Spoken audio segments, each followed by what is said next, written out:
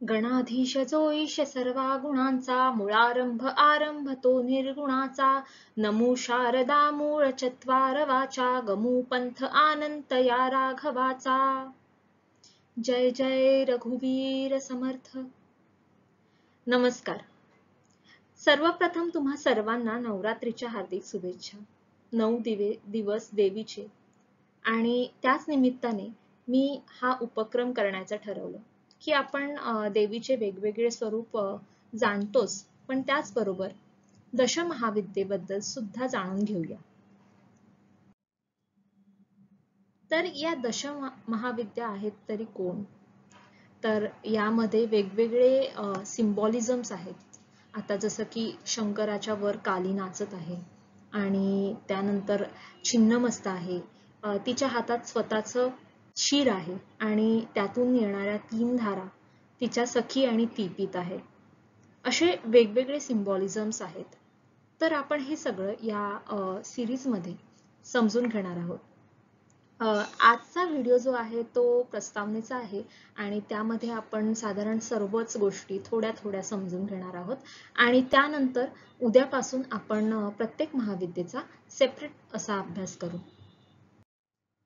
तर पहिली महाविद्या आहे काली, त्यानंतर येते तारा, तिसरी आहे त्रिपुर सुंदरी, चौथी आहे भुवनेश्वरी, पाचवी आहे भैरवी, सहावी आहे छिन्नमस्ता, सातवी आहे धुमावती, आठवी बगलामुखी, नववी मातंगी आणि 10वी आहे कमला।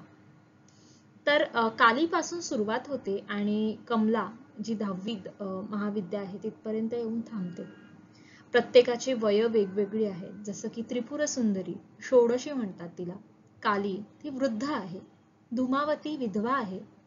असे वेगवेगळे रूप देवीचे कसे बरं निर्माण झाले की सर्वप्रथम या 10 महाविद्या कशा अवतरल्या? तर एक गोष्ट आहे, दक्ष यज्ञाची कथा आपल्या सर्वांना साधारण माहिती असते। सती प्रजापिता दक्ष यांची पुत्री, वडिलांचा विरोध असताना तिचा विवाह झाला शंकरांशी आणि प्रजापिता दक्ष यांना शंकर मुळीच आवडत नव्हते। त्यावेळेस दक्षांनी काय केलं की एक यज्ञ आयोजित केला आणि त्यामध्ये शंकराला बोलावलंच नाही, निमंत्रणच दिलं नाही। मग सतीला वाटलं आपले वडील घाईघाईत सगळ्यांना बोलवण्याच्या ह्याच्यात घाई गडबडीत विसरले असतील कदाचित, म्हणून ती शंकराकडे जाते आणि सांगते की जाऊया आपण, तुम्हाला नाही बोलवलं तरी सुद्धा मी जाते, माझ्या वडिलांचंच घर आहे। तेव्हा शंकर त्रिकालदर्शी होते आणि त्यांना माहिती होतं की पुढे काय होणार आहे, म्हणून त्यांनी सांगितलं नको जाऊस, ज्या ठिकाणी आपल्याला बोलवलेलं नाहीये तिथे जाऊ नये म्हणून। पण सती सुद्धा आता मायाच आहे आणि तिला कदाचित तेच हवं होतं आणि तीच नियती होती, म्हणून तिने हट्ट केला की शंकराकडे जायचंच। त्यावेळेस शंकरांनी तिला परवानगी दिली नाही, म्हणून तिने आपले 10 रूप प्रकट केले, त्याच आहेत 10 विद्या, दशमहाविद्या त्यावेळेस प्रकट झाला सर्वप्रथम। आणि त्यांनी काय केलं, शंकराच्या 10 दिशांना प्रत्येक एक महाविद्या व्यापली, त्यामुळे शंकराला पुढे जाता येईना आणि शेवटी नाईलाज म्हणून शंकराने हो म्हटलं आणि मग सती पुढे गेली। पुढे काय झालं आपल्या सर्वांना माहिती आहे की दक्ष यज्ञामध्ये गेल्यानंतर अपमान झाला सतीचा आणि त्यावेळेस तिने आपला देह अग्नीत टाकला आणि त्यानंतर मग शंकरांनी पुन्हा रुद्ररूप धारण केलं, दक्षाचा वध केला, शिरच्छेद केला, ही सगळी गोष्ट आहे। तर ह्या 10 महाविद्या निर्माण झाल्या, सर्वप्रथम प्रकट झाल्या सती जी प्रजापिता दक्ष आहे यांची पुत्री।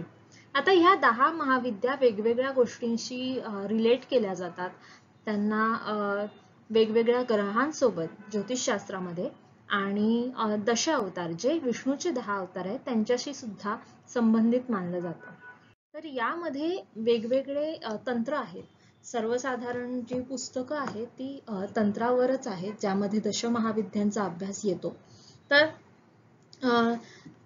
गुह्यातिगुह्य म्हणून एक तंत्र आहे आणि एक आहे तोडल तंत्र, दोघांमध्ये विष्णूच्या अवताराशी जोडलेल्या महाविद्या वेगवेगळ्या सांगितल्या जातात.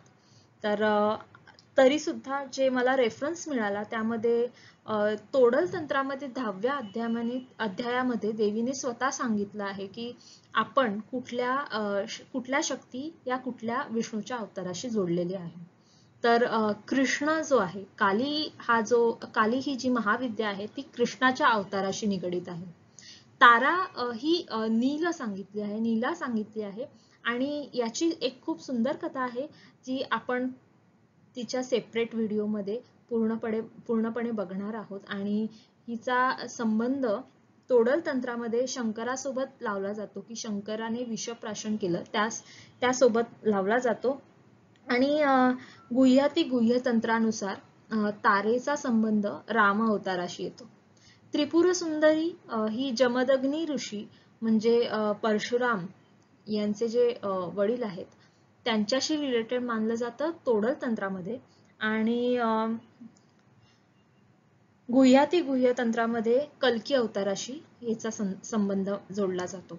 भुवनेश्वरी वामन अवतारासोबत, छिन्नमस्ता नरसिंह अवतारासोबत, भैरवी ही बलरामासोबत, धुमावती वराह अवतारासोबत, बगलामुखी कुर्म अवतार, मातंगी श्रीराम अवतार आणि कमला ही बुद्ध अवतारासोबत जोडलेली गेली आहे तोडल तंत्रानुसार. ठीक आहे. आणि ह्या सगळ्यांचा संबंध कसा काय याबद्दल आपण जाणून घेऊ प्रत्येक जो सेपरेट व्हिडिओ असेल त्यामध्ये. आता या दशमहाविद्या एका ग्रहासोबत रिलेट केल्या जातात ज्योतिषशास्त्रानुसार, ते सुद्धा जाणून घेऊया. काली जी आहे ती शनी सोबत रिलेट केली जाते. तारा गुरु सोबत, याची एक खूप सुंदर गोष्ट आहे ती आपण सेपरेट व्हिडिओ मध्ये बघणार आहोत. त्रिपुर सुंदरी ही बुधासोबत रिलेट केली जाते. भुवनेश्वरी ही चंद्रासोबत, छिन्नमस्ता राहू सोबत. भैरवी हिचा आपण बघूया. भैरवी ही लग्नासोबत, जी लग्न रास असते त्याच्यासोबत रिलेट केली जाते. धुमावती ही केतू सोबत, बगलामुखी मंगळ, मातंगी सूर्यासोबत आणि कमला जी आहे ती शुक्र व्हीनस सोबत रिलेट केली जाते. तर हे असं का छिन्नमस्ता राहू सोबत रिलेट केली आहे. भैरवी लग्नासोबत रिलेट केली आहे किंवा धुमावती केतू सोबत, मातंगी ही सूर्यासोबत. तर हे सुद्धा आपण सेपरेट व्हिडिओ मध्ये जाणून घेणार आहोत. तर आतापर्यंत आपण प्रत्येक महाविद्येची तोंडओळख करून घेतली आणि उद्यापासून आपण प्रत्येक महाविद्येचा वेगवेगळा असा अभ्यास करणार आहोत. आपण जे बघतो ऐकतो ती श्रवण भक्ती होते, जे वाचतो जे आपण दुसऱ्याला सांगतो ती कीर्तन भक्ती होते. तर या महाविद्यांचा अभ्यास करताना सुद्धा आपली त्याची भक्ती होणारच आहे. तर यामध्ये एक महाविद्या अशी आहे की तिची जी भक्ती आहे किंवा तिची पूजा आहे ती सुवासिनी विवाहित स्त्रियांनी करू नये असं म्हटलं जातं. तर धुमावती महाविद्या मी घेणार नाहीये या सिरीज मध्ये. आपण तारा, काली, तारा, त्रिपुर सुंदरी, बगलामुखी, मातंगी, कमला सगळ्यांचा अभ्यास करणार आहोत. फक्त धुमावती बद्दल मी सेपरेट व्हिडिओ बनवणार नाहीये.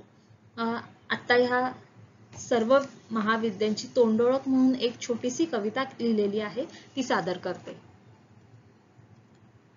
रक्तबीजा चंडमुंडा विनाशी ती कालिका, शंकराची माय तारा गुरुपत्नी मोक्षदा, त्रिपुर सुंदरी षोडशिनी मणिद्वीपे मातृका, सकळ विश्वाधारिले भुवनेश्वरीने हो स्वता, रक्तवर्णा उग्रदेवी भैरवी भयभंजना, काम जिंकून सत्वधारी छिन्नमस्ता अंबिका, धुमावतीने शिवा गिळले विश्वभक्षी जो स्वतः, नाशी बगलामुखी त्याला मुखी वाचा अशुभजा, कलावाणी सरस्वतीजी नमो मातंगी शिवा, समृद्धी श्री स्वये लक्ष्मी नमो कमला मातृका, 10 विद्या प्रकटल्या या 10 दिशी व्यापल्या, स्मरू त्यांना नमू त्यांना मननी देवशी या 10.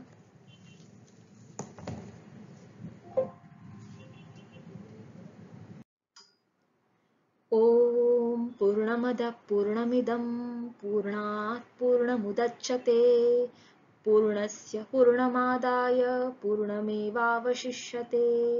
ओम शांती शांती शांती.